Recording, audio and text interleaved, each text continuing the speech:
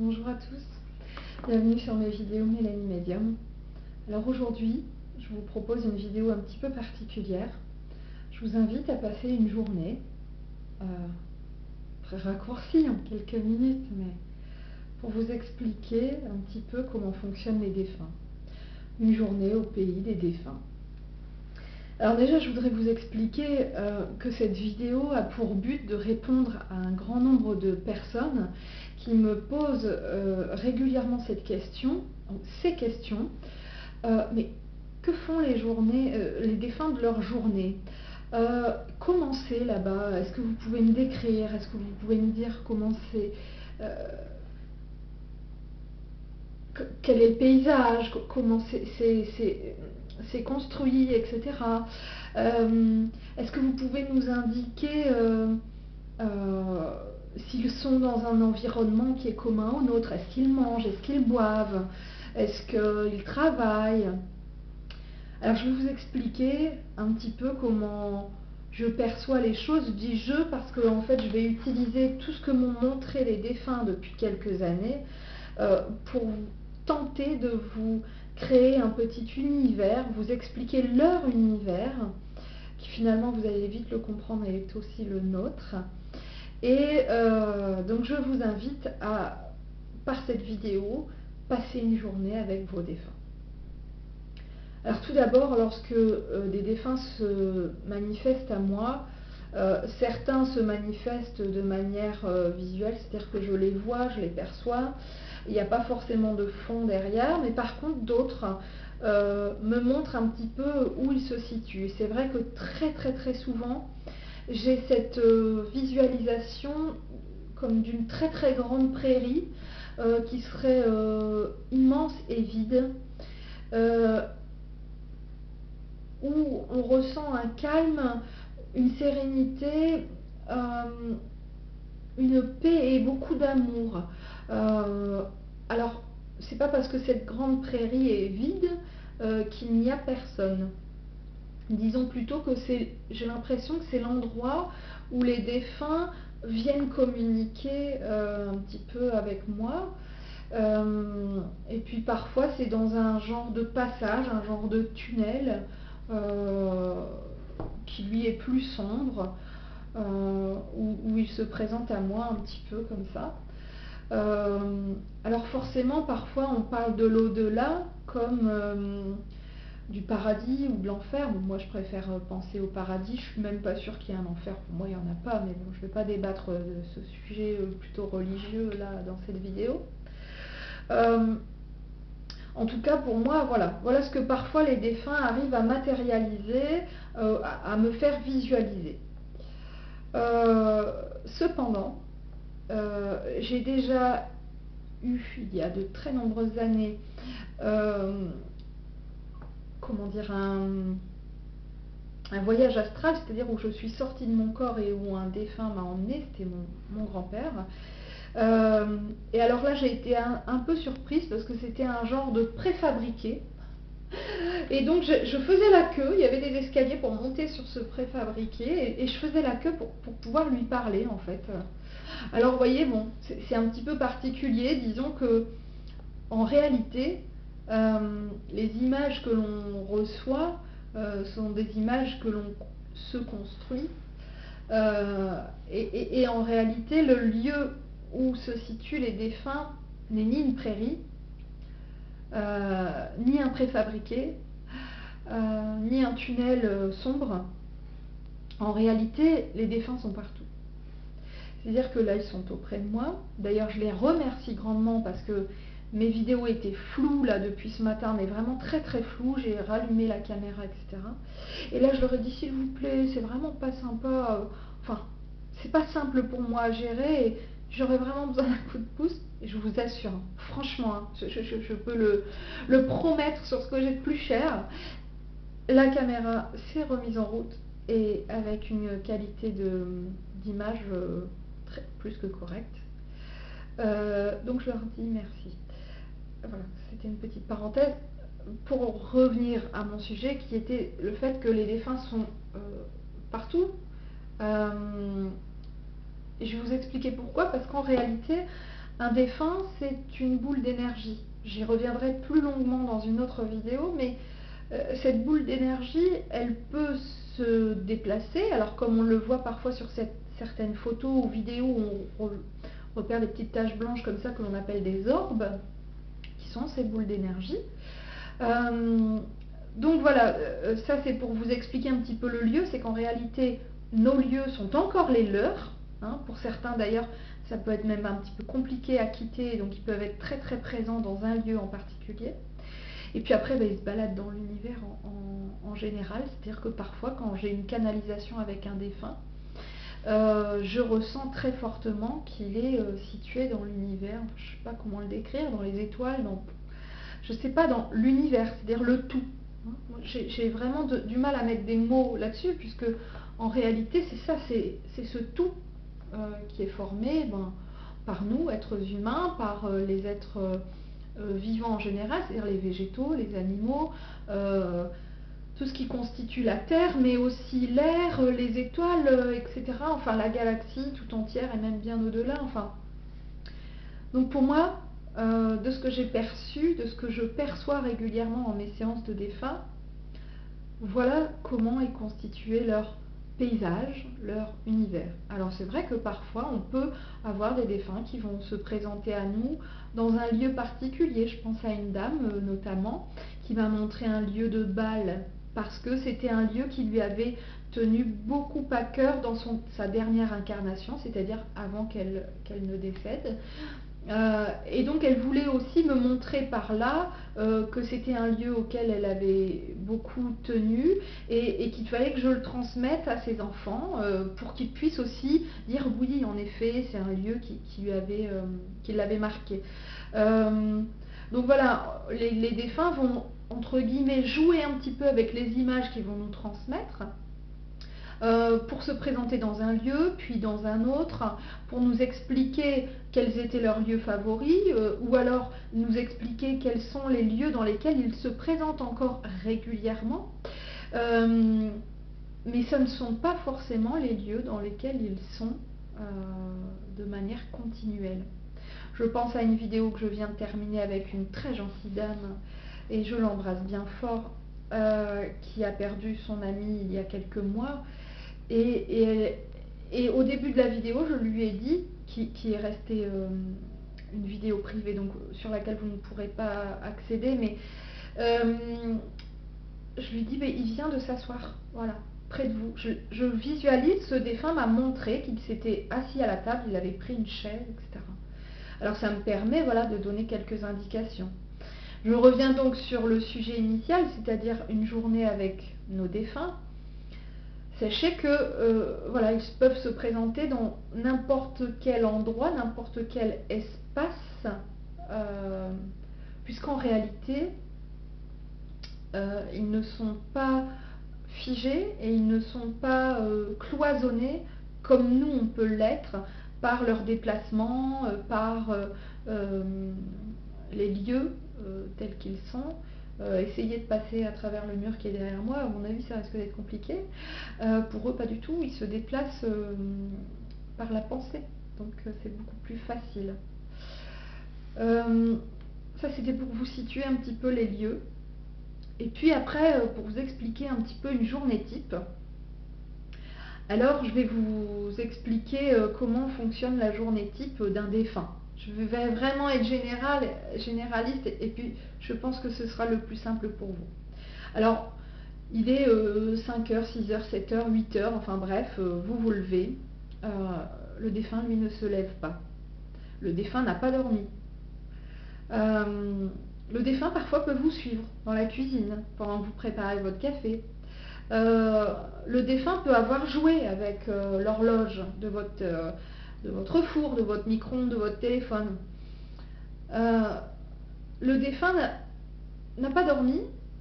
Et d'ailleurs, parfois même, le défunt s'amuse la nuit avec un train électrique, avec un petit piano électronique, avec la télé qui s'est allumée toute seule, avec une bille qui roule dans la pièce au-dessus de votre chambre et qui vous fait vous demander ce qu'il se passe. le défunt ne dort pas. Le défunt est toujours présent, son énergie est présente. Et donc elle vous accompagne pendant ce petit déjeuner et puis vous vous préparez, vous partez travailler, vous vaquez à vos occupations.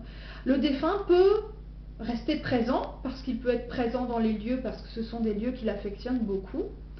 Comme le défunt peut décider de repartir, alors soit repartir de là où il est venu, c'est-à-dire un peu ce qu'on appelle l'au-delà, soit il peut, alors je vous redis hein, que finalement l'au-delà est constitué de l'univers tout entier en réalité, hein. Soit il peut décider d'aller voir quelqu'un d'autre, d'aller profiter lui aussi de l'extérieur, du beau temps, du soleil.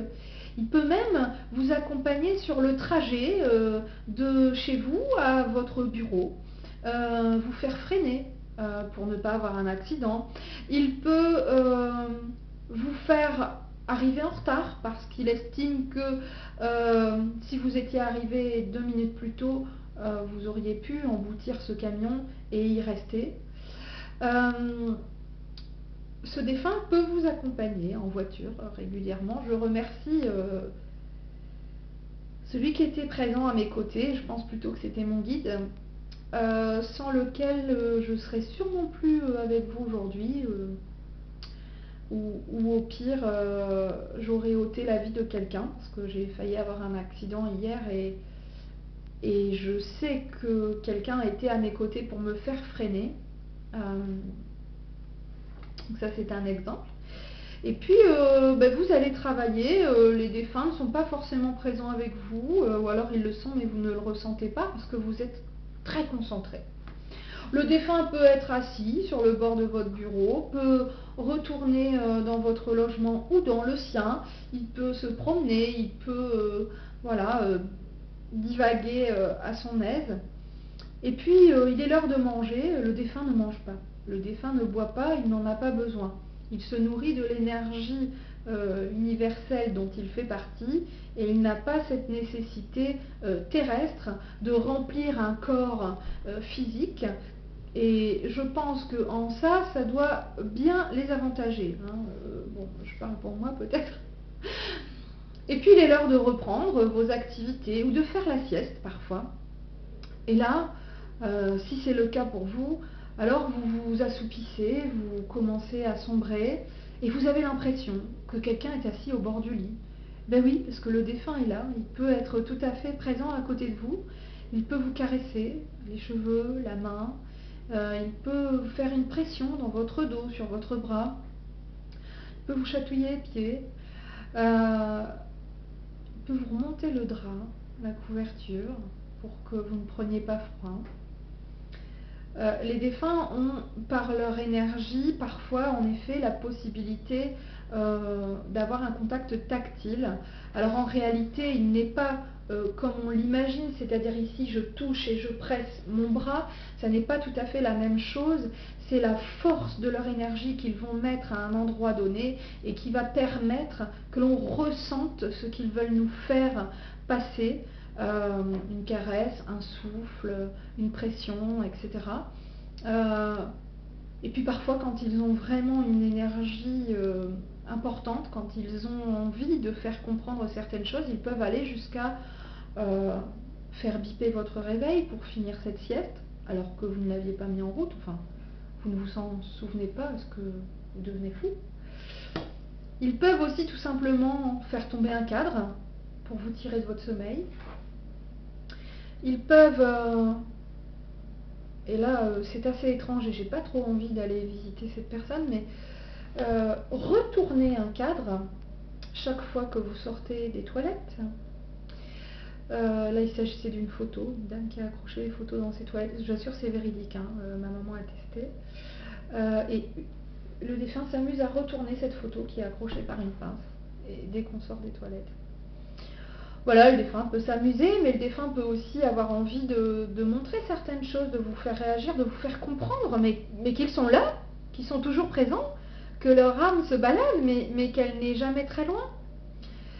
Et puis bon, après cette sieste, vous allez revenir à vos activités, vos tâches quotidiennes.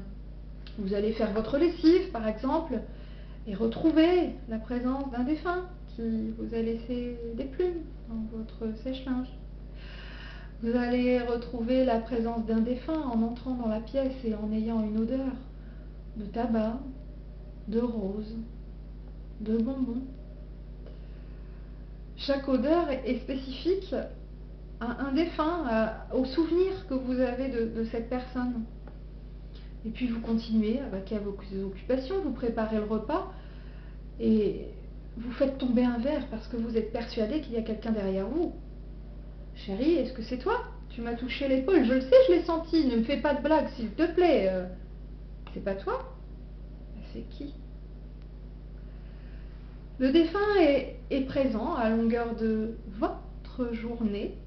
Il vous accompagne quand vous prenez votre douche et même quand vous allez aux toilettes. Je le sais, ça m'est arrivé. C'est pas très agréable. Mais ils sont présents à longueur de temps. Ils sont présents quand vous montez vous coucher et que vous essayez de vous endormir. Et vous avez ce souffle, cette présence qui vous apaise ou parfois qui vous inquiète. Ce voile blanc que vous avez cru voir passer ou cette personne sombre et noire que vous visualisez dans le coin de votre chambre, ces petites lumières qui passent et ces orbes qui dansent autour de vous, mais qu'est-ce qu'elles veulent? Pourquoi est-ce qu'elles sont présentes et pourquoi il y en a autant? Les défunts sont présents jusqu'au soir et jusqu'au matin, et à longueur de journée, de nuit. Voilà ce qu'ils font de leur journée, de leur nuit, et puis parfois la nuit, ils peuvent vous emmener aussi dans leur univers. Vous vous réveillez et vous dites, mais mince, est-ce que j'ai rêvé? Mais vraiment non, il était là, il était présent. Mais vraiment non, je lui ai parlé, je t'assure, je sais ce qu'il m'a dit, je suis pas folle. Vous ne rêvez pas quand vous avez cette chance d'avoir été emmené par un défunt dans ce qu'on appelle un voyage astral. Prenez bonne note de ce qu'il vous a dit, parce que rarement leurs messages sont anodins. Alors voilà, voilà une journée avec vos défunts, une journée avec vous-même. Ah oui, je pense que vous avez compris. Les défunts sont jamais très loin. Parfois, certaines personnes me disent, mais pourquoi alors je ne le ressens pas? Peut-être tout simplement parce que vous n'y prêtez pas suffisamment attention, ou alors parce qu'il a une autre mission. Et oui, les défunts peuvent aussi, outre nous faire tomber un verre, changer l'heure de notre horloge, ou nous faire ressentir leur odeur, leur présence, ils peuvent aussi avoir une mission que l'on peut appeler une mission de protection ou une mission de guidance. Et ça, c'est bien après qu'ils aient fait un point sur leur vie. Alors là, je ne vais pas vous parler d'une journée type avec un défunt, mais je vais essayer très rapidement, parce que je reviendrai sur le sujet, de vous expliquer chronologiquement comment le défunt va avoir plusieurs épisodes, on va dire, de travail sur lui-même après son décès. Il va d'abord prendre conscience de son décès, entrer dans la lumière, etc.